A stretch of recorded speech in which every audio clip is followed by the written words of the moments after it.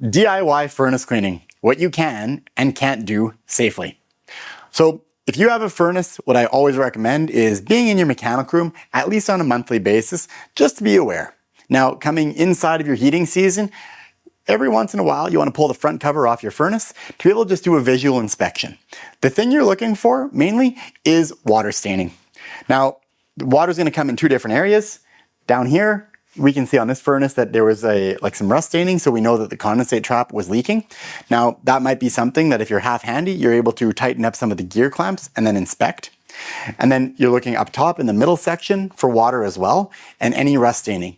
There shouldn't be any rust staining on any part of the furnace. They're not designed to have water in there. Now, if you have it, it might be a sign that there was a leak and now there isn't, but it's just something to double check. And once the rust is there, it's generally just there. It's very difficult to get rid of. The other thing you're checking for is just that there's no burn marks anywhere. There should be no burn marks on the furnace ever. And if you see burn marks, that's absolutely something that you want to get a professional in to look at. And then just looking inside here and listening to this motor in particular.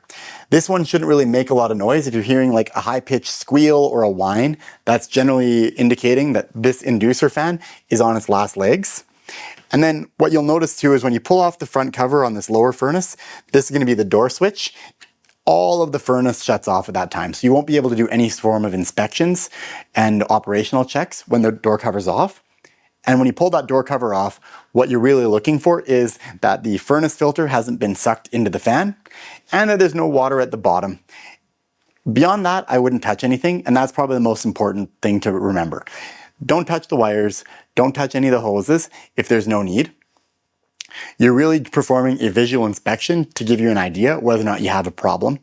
Beyond that, if your furnace isn't lighting properly, right, or it's lighting but it's not staying lit, you can clean a flame sensor, and those flame sensors are usually like up top and they're designed to detect whether the flame is there. You can clean it with a small piece of emery cloth, but being very gentle with it.